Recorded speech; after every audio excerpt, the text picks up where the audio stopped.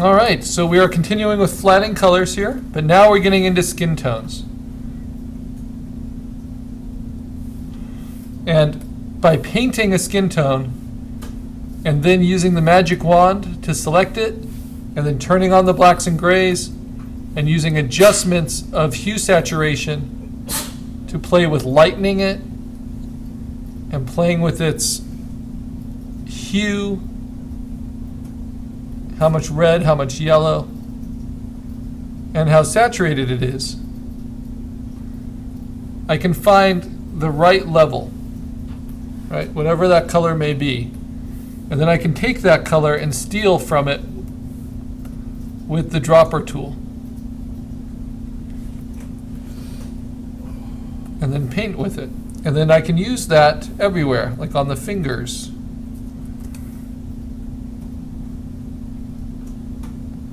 And everywhere else.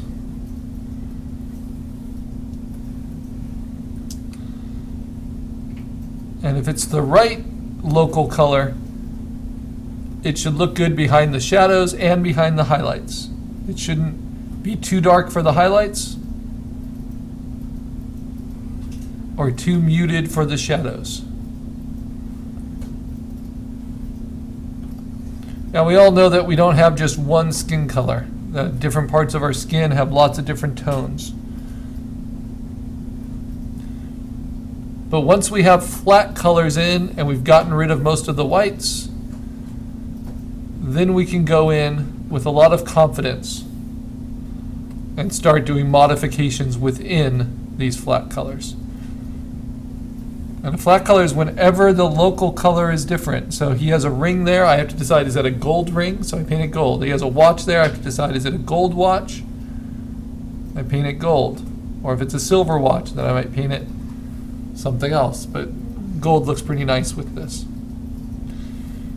And then I even have a white chosen for his shirt. So I'm going to use that for his shirt sleeves. And it's not just pure white. It's a creamy white. For the background, I have a muted tone chosen that I'll use to cut out the suit. For the suit, I have a blue chosen. And that allows me to easily change it as well as I need to. For the pants, I picked something slightly more green than the suit. And so for the hand there, simply going to steal it from the head and paint in the hand. So we're dealing with very subtle changes, what are called chromatic grays in these flat colors. But when they're well chosen, they really bring the subject matter to life. Really makes it clear.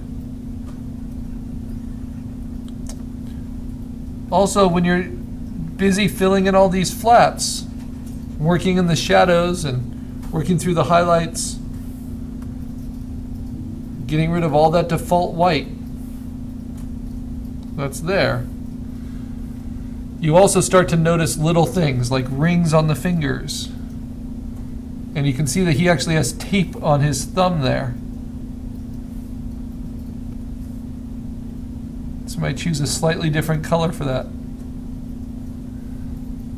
And those, it's not actually tape, it's finger picks that wrap around his finger so he can do different strumming patterns.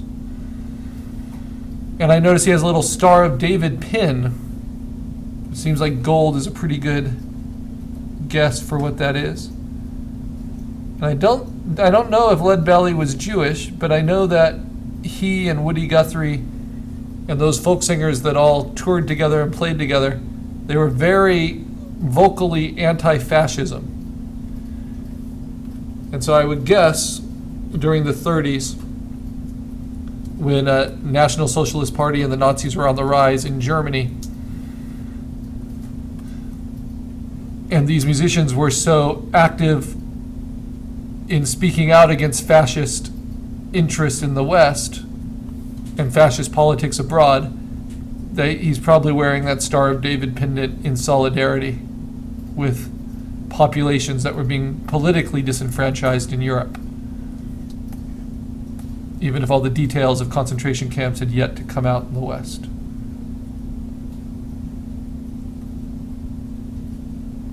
Again, just little details that we can discover from taking an image seriously and looking at it carefully.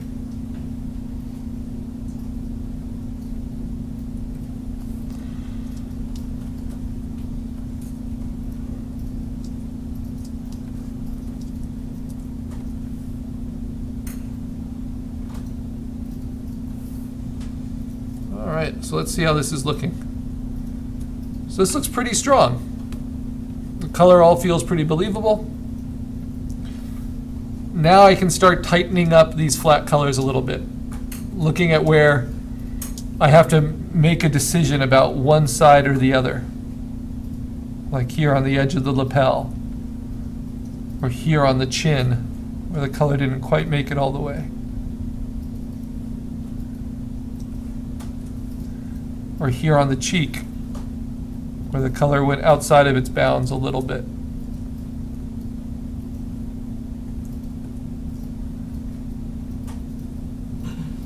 And when we're doing so much painting, it's only natural that your computer is going to slow down every once in a while. To help it from doing that, you just want to save it at pretty routine intervals. So I'm just going to hit Command S to save it while I'm working. Because remember, it's remembering a lot of different history states. Then I use this background color, which is a color, it's not just white. And I use it to paint out the side of the sleeve there. I use the guitar color to paint out the side of the sleeve here.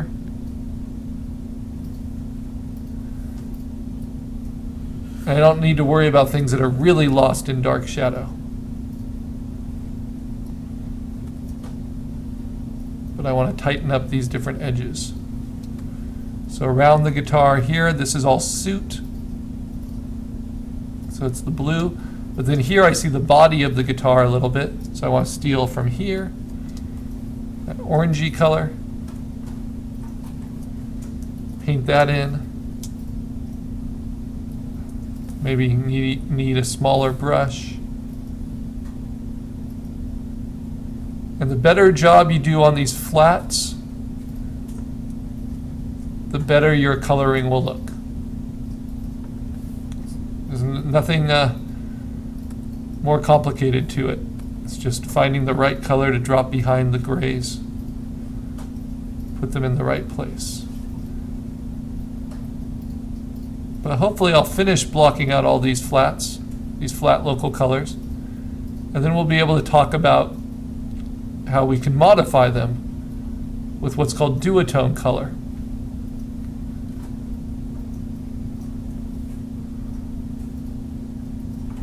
And get those variations in the skin tones, things like that. Variations in the wood.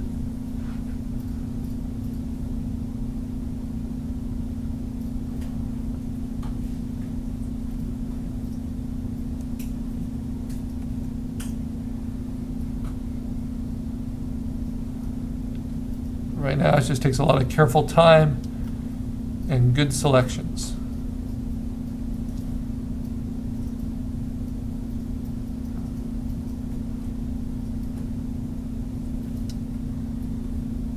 Okay. Remember that color's there, even in the shadows.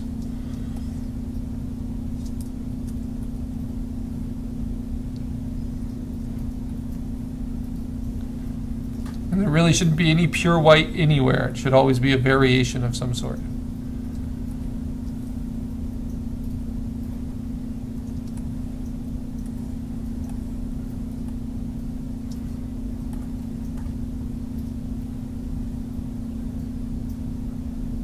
Now this is a tricky distinction here, because here's the blue of the suit, but his arm is moving, so this is a little bit motion blurred.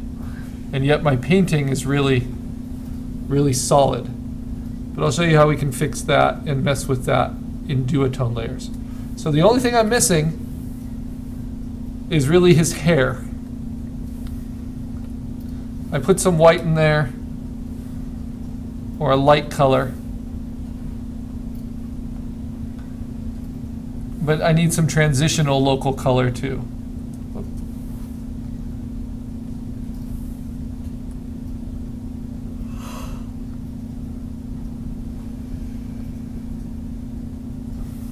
let's get all that filled in.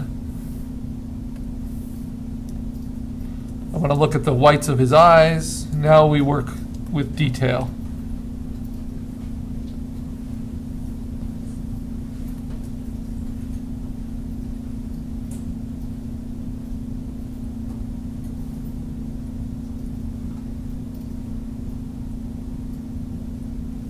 I want to look at his teeth.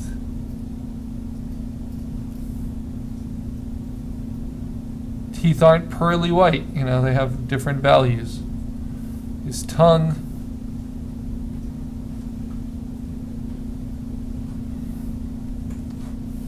And the lips might be a little bit redder than the rest of the skin, because that's the inside. So I might treat the lips just slightly differently. It's not like he's wearing makeup, but just get a different tone and then maybe brighten it up a little bit.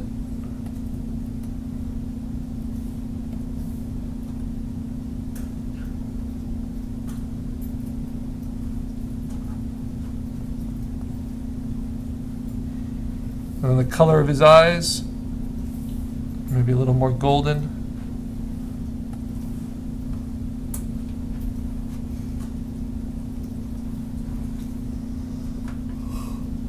Okay. So there we have it, all the flat colors. If we turn off all the blacks and grays, we end up with kind of a painting, right? A very flat, very opaque painting. I'm going to make sure I save it at that point. And now I'm going to start working with variations. And I like to start with the head, especially with the hairline, because this shows you where it makes the most sense. Because no one has a hairline that's just opaque like that. You can see there's always a transitional area. So what I'm going to do is lock my flat color layer now and add a new layer. And I'm going to call this Duotone color. And for this, I'm going to use a lower opacity paintbrush, maybe about 50%. I'm going to use a soft-edged brush, maybe about 30%. A little bit bigger. So it's like that now. And you see the opacity is different. And I'm going to use this now to paint on both sides of things.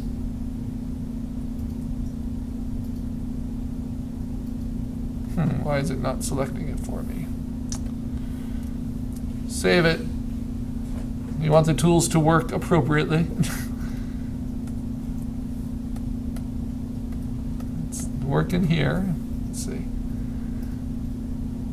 Okay, and now I'm never painting at full opacity, and I'm always painting with a pretty soft edge. I might even go to like 10%.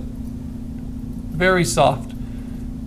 And I want to start transitioning between these different colors. Oh, the reason it won't pick up the color is because I have it locked. And I'm on current layer, so I want to change my dropper to current and below. There we go. And now I can transition between these. And now I can get subtle gradations. See that? Very, very helpful between the hairline and the hair. So without that duotone layer, it's just flat, opaque color. Now with that duotone layer, I can paint a little bit on this side and a little bit on this side. And softly gradate it where that's needed. Gradate into the white hair. You know, maybe put a little bit more highlight here. I don't need to be so exact.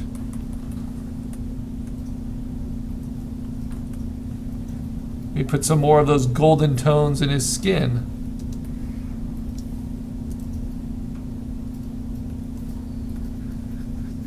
Little warmer colors in his nose.